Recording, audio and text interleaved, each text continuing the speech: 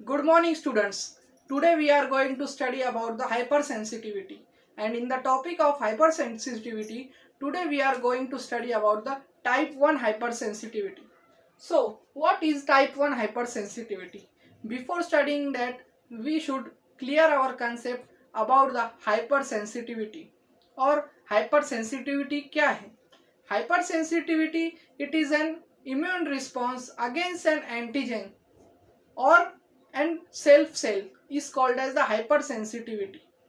ये नाम में ही है उसके कि हाइपर मीन्स ज़्यादा सेंसिटिव एंटीजन के खिलाफ। अगर कोई भी एंटीजन बॉडी में एंटर होता है तो हमारी बॉडी रिस्पॉन्स करती है, पर हाइपर सेंसिटिविटी के मामले में हमारी बॉडी कुछ ज़्यादा ही रिएक्ट करती है। There is over reactivity of the immune response and sometime the body cell could not distinguish between the self and the non-self.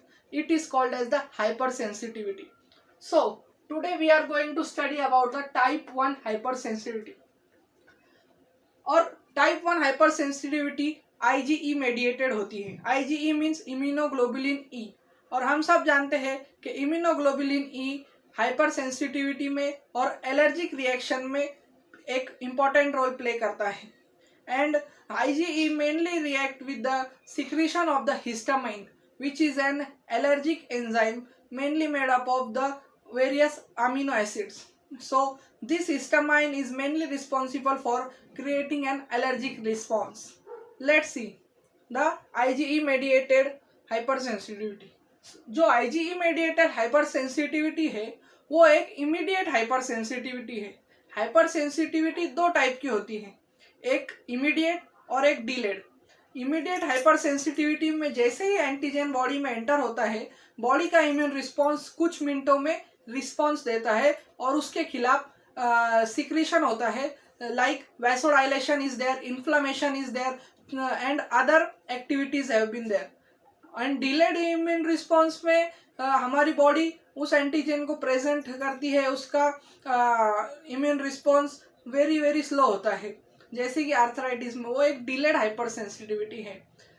तो हम आज हमारा टॉपिक ऑफ इंटरेस्ट है IgE मेडिएटेड. तो मैंने डायग्राम बनाई है, चलो डायग्राम के थ्रू हम इसे अंडरस्टैंड करेंगे. So as you are seeing in the diagram, the antigen when enter in our body, antigen is a foreign substance, and any foreign substance when enter our body give response in the form of antibody और immunoglobulin. तो हमारे body में अगर antigen enter होता है तो सबसे पहले वो बी सेल और टी हेल्पर सेल से अटैचमेंट होता है, और टी हेल्पर बी सेल का और टी हेल्पर सेल दोनों, टी हेल्पर सेल रिस्पॉन्सिबल है बी सेल के एक्टिवेशन में, इसलिए डायग्राम में टी हेल्पर सेल और बी सेल को साथ में दिखाया गया है, और CD4 भी इन्वॉल्व होता है. When both B cell and T cell have been activated, the memory cell and plasma cells are formed. और हम सब जानते हैं कि कोई भी इम्यून एंटीजेनिक रिस्पॉन्स के बाद एक मेमोरी सेल बनता है और एक प्लाज्मा सेल बनता है. So students, you are thinking why plasma cell? Plasma cell इसलिए बना है ताकि वो इम्यूनोग्लोबुलिन फॉर्म कर सके, और ये एंटीजन और ये IgE मेडिएशन में बी सेल और टी सेल के एक्टिवेशन के बाद मेमोरी सेल और प्लाज्मा सेल बनते हैं, जिससे IgE एंटीबॉडी फॉर्म होती है. तो ये हुआ एक primary response.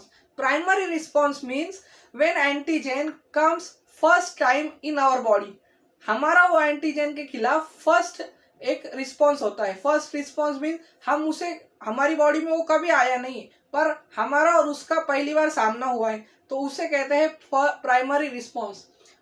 And when secondary response means the antigen again come in our body in few months or few weeks, then our body is ready to fight against that antigen. Like we take a vaccine, and in first vaccine, first immune response, our body doesn't do anything, but after getting the vaccine our memory cells are ready and they act against that bacteria or virus. So it is same type. So when in second time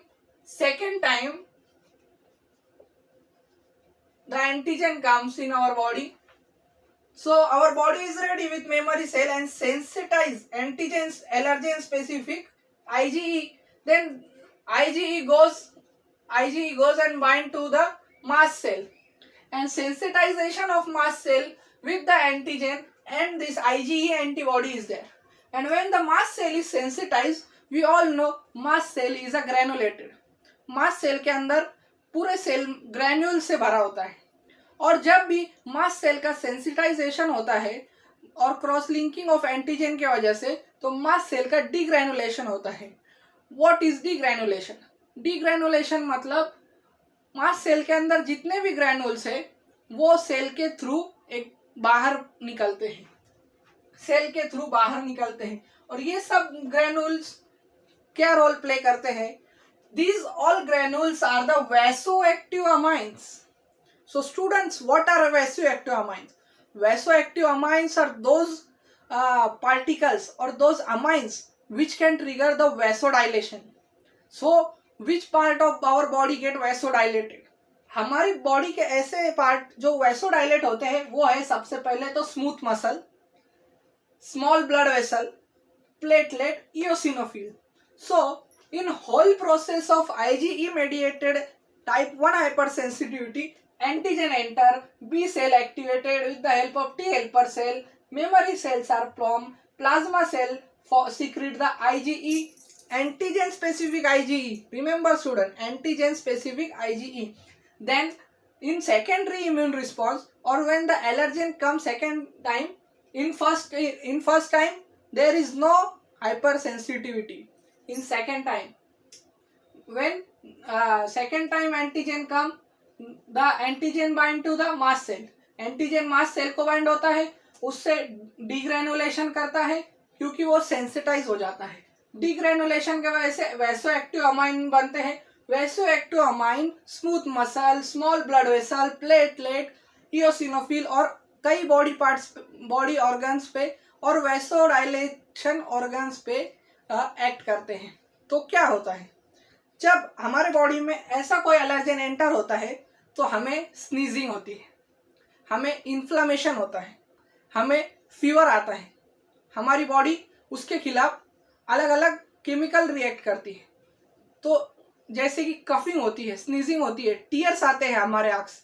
और ये सब किससे होता है? ये सब होता है एलर्जेन से. हमारी बॉडी में शिवरिंग भी होती है. ये सब किससे होता है? एलर्जेन से. तो अभी हम देखेंगे.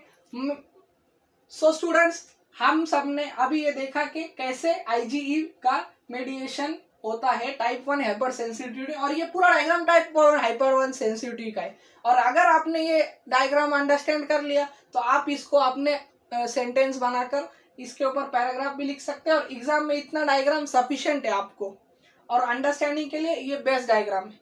तो अभी हम देखेंगे कि एलर्जेन कौन से टाइप के होते हैं.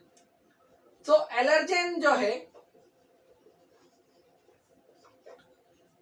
पॉलन एक एलर्जेन है, बी स्टिंग भी एक एलर्जेन है और डस्ट एलर्जेन है.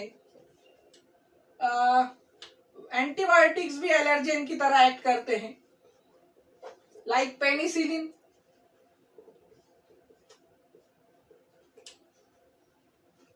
So students, all these are the allergen: pollen, bee sting, hay dust, or hay particles, dust, antibiotics. It is an example of penicillin. And sometimes some body scratches of the animal or dandruff, anything can be allergen. Even the agarbatti's smell is also an allergen. There is a case like agarbatti allergen trigger the immune response, and the choking of the bronchioles are there. So anything can cause allergic reaction, but these are the main potent allergen. So students, आज हमने देखा IgE mediated hypersensitivity और पूरा ये type 1 hypersensitivity जिसमें मास cell का sensitisation होता है IgE से, और डीग्रैनुलेशन होकर वैसोएक्टिव अमाइन सीक्रेट होते हैं जिससे वैसोडाइलेशन होता है, इन्फ्लामेशन होता है. और अगर ये हमारे इनहेलेशन ट्रैक्ट में हुआ अगर एलर्जेन हमने इनहेल कर दिया तो हमें ब्रोंकियल्स में वैसोडाइलेशन होता है। वैसोडाइलेशन मीन्स स्मूथ मसल का कॉन्ट्रैक्शन होता है। जैसे कि ये हमारी स्मूथ मसल है, ये एक स्मूथ मसल है, इसका जब वैसोडाइलेशन होगा तो ये कॉन्ट्रैक्ट होगी।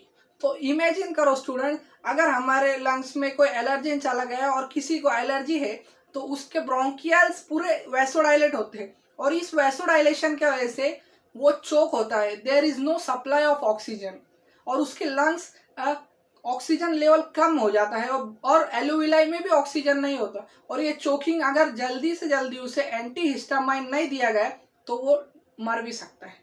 तो इसका ट्रीटमेंट क्या है? आप सोच रहे होंगे ये इतना खतरनाक है। नहीं स्टूडेंट, इसका ट्रीटमेंट भी है, आपको घबराना नहीं है। सबसे पहला ट्रीटमेंट ये है कि हमें ऐसे एलर्जेन से दूर रहना है, अवॉइड द एलर्जेन। अगर हमें पता है कि हमें एलर्जी तो अवॉइड द एलर्जेन। और दूसरा है कि take the antihistamine medication. और इन सब में स्टूडेंट्स आईजीई के साथ हिस्टामाइन भी इन्वॉल्व होता है, हिस्टामाइन भी इन्वॉल्व होता है। सो रिमेंबर स्टूडेंट, आईजीई के साथ हिस्टामाइन भी इन्वॉल्व होता है जिससे मास्ट सेल सेंसिटाइज होते हैं।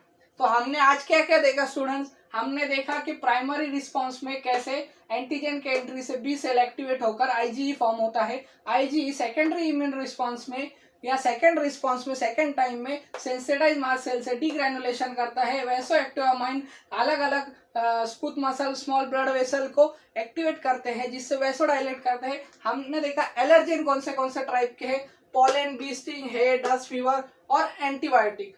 और animal scratches, dandruff, anything could be allergen. और इसका ट्रीटमेंट क्या है? तो हमें एलर्जेंस को अवॉइड करना है और एंटी हिस्टामाइन टैबलेट्स लेनी है या एंटी हिस्टामाइन मेडिकेशन लेनी है। So students, that's all with my today's lecture. Thank you for watching and like and subscribe.